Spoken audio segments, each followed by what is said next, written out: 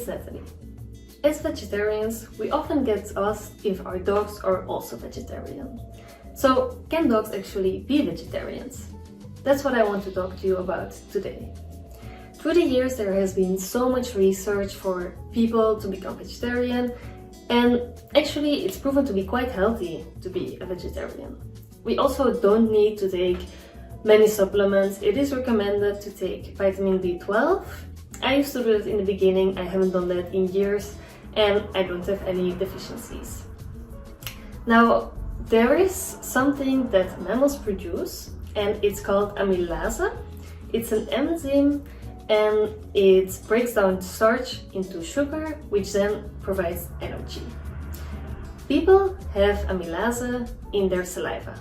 So when we eat, actually we're chewing so much on our food, and already in our mouth the food starts to get broken down. But dogs, they don't have amylase in their saliva.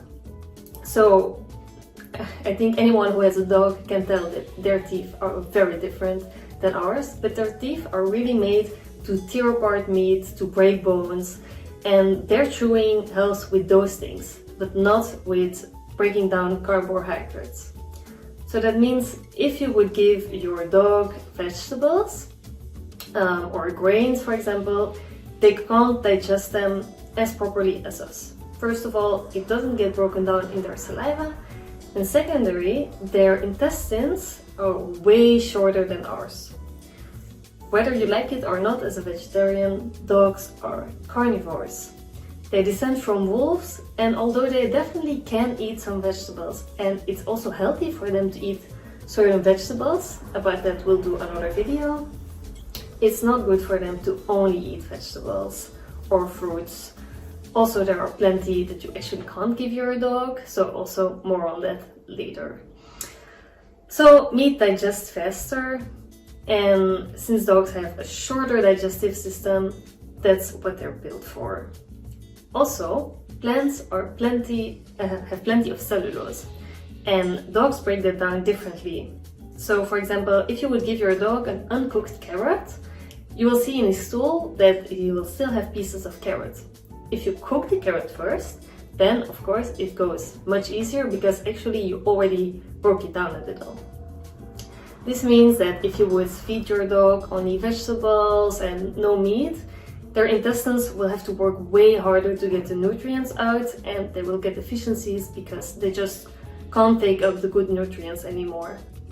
Dogs really need these healthy sources of protein, which is meat. Now you might ask yourself, okay, you're a vegetarian, you don't eat meat, so you want to save animals, but it's kind of hypocritical to then still give your dog meat or to have a pet that eats meat. My opinion, if you really don't want to feed your pet meat, you shouldn't get a dog or a cat, you should get a horse or a rabbit. Now, I really love dogs, they're everything to me. So we decided to keep on eating our dogs meat, because why would I harm my dog if I want to be good to animals? But we really look at where the meat comes from. You don't have to give your dog any kind of meat. Also, you want the best for them. So why would you give them low quality meat? Give them high quality meat. Give them meat from free-run chicken, free-run cows. You really can pay attention to all of this. So it's not black or white, you can really help both. If you would choose to get your dog with you to become a vegetarian, then please talk this through very thoroughly with your vet, because good follow-up is very, very, very important. Okay, so I hope I enlightened you a bit on this subject, and I'm curious to know what you think about this. Are you a vegetarian? Would you feed your dog a vegetarian diet? If so, and you're doing it and your dog is super healthy and happy, please let me know. I'm very curious to know how that worked out.